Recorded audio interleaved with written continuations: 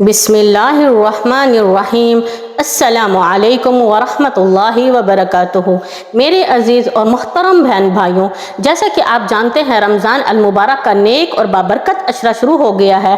पूरा महीना ही इबादतों से भरा हुआ है, पूरा महीना ही अज़मत से भरा हुआ है। पूरे महीने की शान ही एक अलग है, क्योंकि ये अल्लाह का मोहब्बत वाला महीना है। अल्लाह ताला ने इस महीने में कुरान पाक नाजिल किया, इस महीने में कुरान पाक मुकम्मल किया। ये मुसलमानों के लिए एक बेहतरीन तोहफ़ा है जो अल्लाह ताला ने हमें अता किया, ताकि हम अपनी गलतियों का एतराफ़ करें, हम अपने गुनाहों की माफ़ी मांगें, हम अल्लाह रब्बुल इज़्ज़त को राज़ी करें, हम अल्लाह को मनाएं, अपने लिए दुआएं करें, इस्तग़फ़ार करें, नफिल पढ़ें, नमाज पढ़ें, कुरान पढ़ें। मेरे अज़ीज़ और मुहतरम बहन भाइयों, मैं आज आपको बताना चाहती हूँ कि रमज़ान अल मुबारक के दिनों में वो कौन सा ऐसा वक्त है जिसमें अल्लाह ताला दुआ को पसंद फरमाते हैं, अल्लाह ताला दुआओं को कबूल और मंजूर अता फरमाते हैं। अल्लाह ताला मोमिन की दुआ को रद्द नहीं करते। मेरे अजीज़ और मुहतरम बहन भाइयों, बहुत से लोग ऐसे हैं जो कि सिर्फ ये समझते हैं कि भूखा रहना है और कुछ अमल नहीं करना। भूखा रहना रोज़ा नहीं होता, रोज़े के साथ साथ हमें अमल भी करना होता है।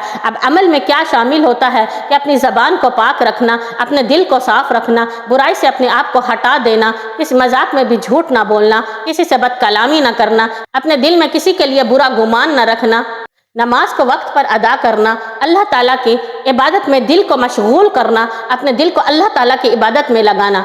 मेरे अजीज़ मोहतरम बहन भाइयों, मैं आपको बताती चलूँ कि ऐसा वक्त रमज़ान में होता है, रोज़े में जब इंसान होता है तो उसकी सारा दिन ही दुआएं कबूल होती हैं। जैसे ही इंसान फजर से लेकर मगरिब तक रोज़े में होता है तो सारा दिन ही दुआएं करे तो वो रोज़ेदार होता है, अल्लाह ताला उसकी दुआ कबूल फरमाते हैं। लेकिन रमज़ान में यानी रोज़े में एक ऐसा वक्त होता है जो कि अल्लाह ताला उस दुआओं को बहुत ज़्यादा पसंद करते हैं, यानी दुआ करने वाले इंसान को भी पसंद करते हैं। अल्लाह ताला का बहुत ही महबूब वक्त है जिसमें अल्लाह ताला अपने बंदों की दुआओं को रद्द नहीं करता, अल्लाह ताला अपने बंदों की दुआओं को पीछे नहीं मोड़ता। अल्लाह ताला रोज़ेदार की दुआओं को कबूल और मंजूर अता फरमाता है। मेरे अजीज़ और मुहतरम बहन भाइयों, वो वक्त कौन सा है, वो लम्हा कौन सा है जिसमें हमें कसरत से दुआएं करनी चाहिए?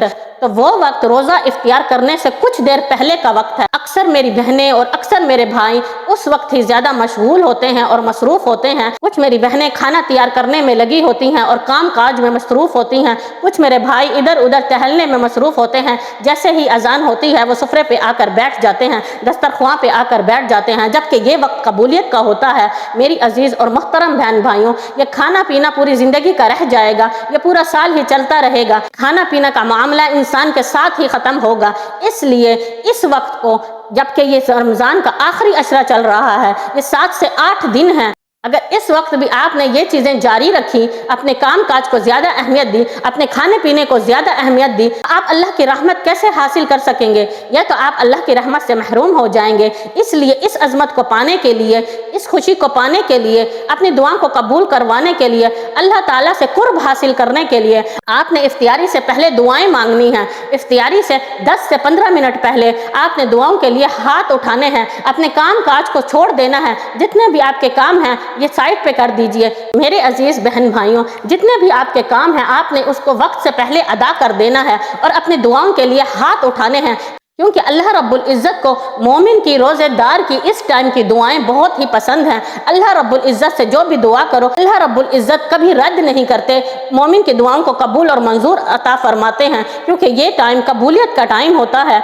इसलिए अल्लाह ताला को ये टाइम बहुत ही ज़्यादा पसंद है। वैसे तो रोज़ेदार जब भी दुआएं करें अल्लाह ताला उसकी दुआओं को कबूल और मंजूर अता फरमाते हैं, लेकिन ये जो टाइम है, ये इफ्तियारी से पहले का टाइम, ये मगरिब के नज़दीक का टाइम, ये बहुत ही बड़ा टाइम है, ये बहुत ही बड़ा वक्त है। आप अपने लिए मांगे, अपने रिश्तेदारों के लिए मांगे, अपने बहन भाइयों के लिए मांगे, अपनी औलाद के लिए मांगे, अल्लाह ताला से हिदायत मांगे, सेहत मांगे, अल्लाह ताला से बरकत मांगे, अल्लाह ताला से इस्तग़फ़ार करें, अल्लाह ताला से अपने गुनाहों की तौबा मांगे, अल्लाह ताला के आगे झुकें और शर्मिंदा हों। मेरे अजीज़ और मुहतरम बहन भाइयों, मैं आपसे इतनी सी इल्तिजा करना चाहती हूँ कि आप नमाज के बाद भी तो खाना खा सकते हैं।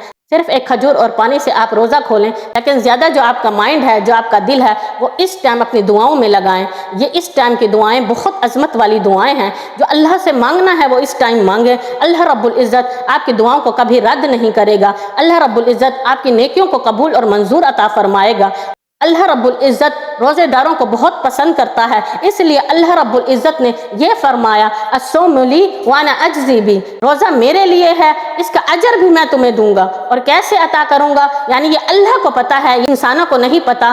تو اللہ تعالیٰ روزے داروں کو بہت پسند کرتا ہے، یعنی کہ ابن آدم کا ہر عمل جو ہے وہ انسانوں کے لیے ہے، لیکن جو روزہ ہے یہ واحد اللہ تعالیٰ کے لیے ہے، اس کا اجر بھی اللہ خود عطا فرمائیں گے۔ یعنی اگر میں نے نماز پڑھی، قرآن پڑھی، تو میں نے اپنے لیے کچھ کیا نا، عبادت کی، یعنی اس کا عمل مجھے ملے گا، اس کا اجر مجھے ملے گا، جو کہ اللہ تعالیٰ نے بیان کر دیا۔ اگر ہم کوئی بھی عمل کرتے ہیں تو بدلہ اس کا اجر ہمیں ملتا ہے اور آخرت میں بھی ملے گا، لیکن یہ روزہ یہ واحد وہ چیز ہے جو اللہ تعالیٰ کو بہت زیادہ محبوب ہے، اللہ تعالیٰ کو بہت زیادہ پسند ہے۔ اور جب افطاری کے ٹائم ہم جو بھی دعا کرتے ہیں تو اللہ رب العزت بہت مغفرت فرماتا ہے، بہت رحمتوں کا نزول فرماتا ہے اور اپنے بندوں کی دعاؤں کو رد نہیں کرتا۔ میرے عزیز اور محترم بہن بھائیوں، میں آپ سے امید کرتی ہوں اور التجا کرتی ہوں، میں آپ سے گزارش کرتی ہوں کہ آپ اس ٹائم کو ضائع مت کیجئے، اس ٹائم کو باقی جتنے 7 اور 8 دن ہیں اپنی بخشش کروا لیجئے، اپنی مغفرت کروا لیجئے، اللہ رب العزت سے مانگ لیجئے جو آپ نے مانگنا ہے،